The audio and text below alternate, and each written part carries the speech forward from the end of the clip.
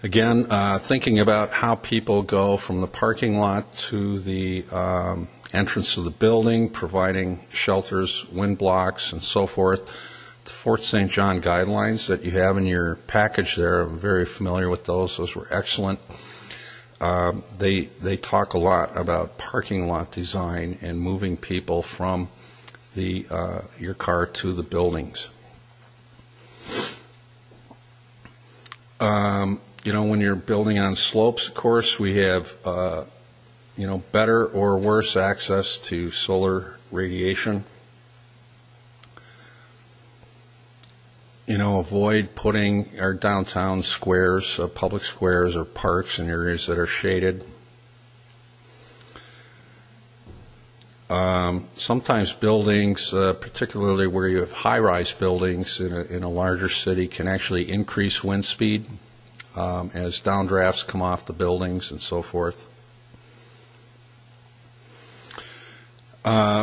This, I think, is very applicable to the program here in terms of pedestrian mobility and so forth. When we look at designing our roadways, how are we going to manage snow? How can we keep people away from the roadway where we often have spray and so forth? When we do road improvement projects, and there's a lot of interest now in making our roads more walkable or making our communities more walkable and having pedestrian access, how do we manage snow for both pedestrians and cars and balance that? When we're doing traffic calming kinds of things, making sure that when we have bulb outs and raised crosswalks and so forth, making sure that those work for snow management as well as for the pedestrian and cars.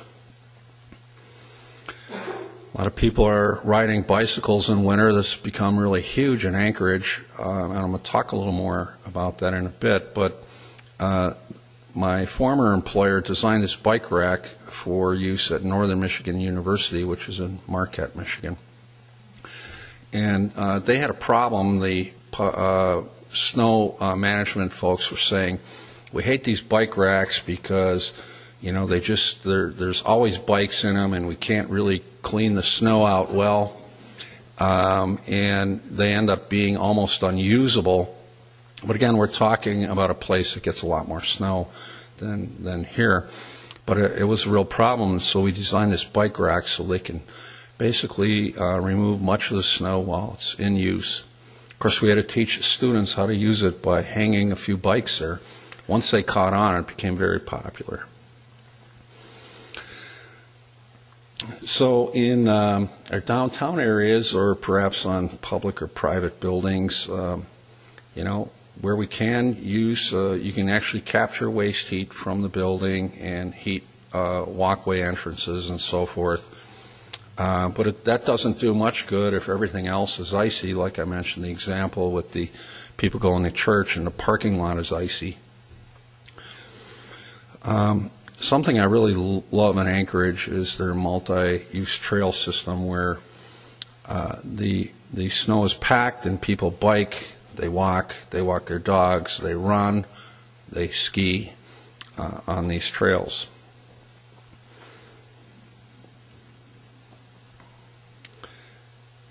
One of the easy things you can do is to inventory where your priority areas are in your community and then determine, are there areas where that should receive priority? Are there areas subject to drifting and so forth where we can make some little interventions and improve to stop that drifting so where it impacts pedestrians and cars? I always love the fact that engineers like to put catch basins at the corners of streets, right where people walk. And of course, springtime, you'll get that thaw. We end up with little lakes there right in the crosswalk. Raising that crosswalk or raising the intersection can make that drainage more positive and move the catch basin away from the corners. They do this a lot in Anchorage. Where they actually raise the entire intersection up. Typically we're ramping sidewalks down to the street. We end up with these ramped areas at corners. Put some snow there, and you end up with some great ankle twisters and so forth. So why not make the cars go up and down and raise that street to the sidewalk level? This is a big program now in the United States, Safe Routes to School. I don't know if you have something similar, but it goes along with this article that we've created cities and towns where children are not able to walk anywhere. We feel like we have to drive them to school. We drive them to hockey. We drive them to the park. We drive them to their friend's house. Article even said people are driving kids to their friends' houses, even though it might be several blocks away. What can we do to make our communities more walkable for children? Seems like a great way to instill this idea of active mobility into them. Pine trees, evergreens, spruce, whatever you have, really are like sponges. They absorb wind and protect people. And it's possible to use these and earth forms to really create some nice, comfortable outdoor spaces that people want to be in even during the wintertime. Wind is really the enemy. If we can block that wind and orient outdoor spaces to the sun, it's possible even in the middle of winter that you can be outside and be quite comfortable.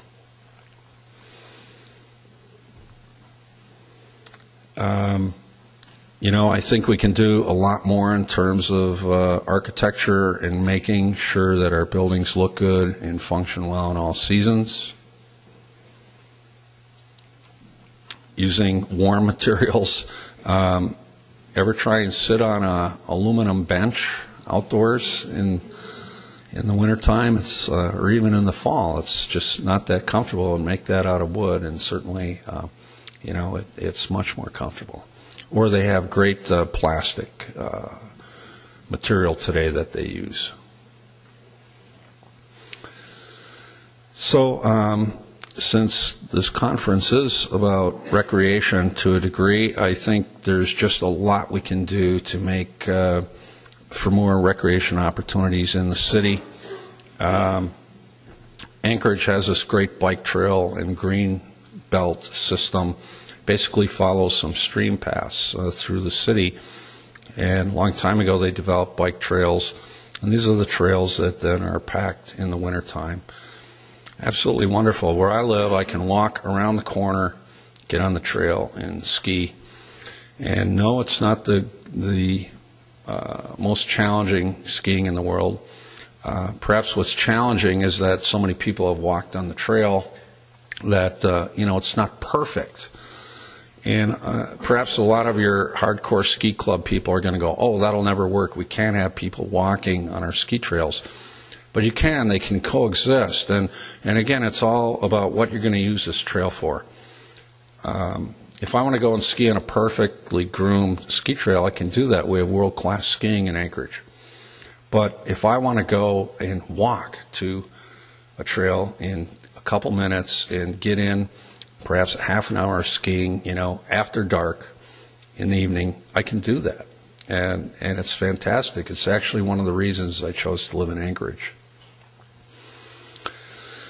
So a few rules of thumb basically is to throw out the design manual and ask your engineer, your city engineer, to do the same. I think that we need to be flexible, we need to be creative, and we don't need to follow the norm when we're talking about planning and design for winter cities. It's a different world here, as you know. I think a real easy thing to start is to perform a winter city audit in your community. And for example, recreation, look at the city budget for recreation. How many dollars are being spent for summer recreation versus winter recreation? Of course, don't include facilities like this.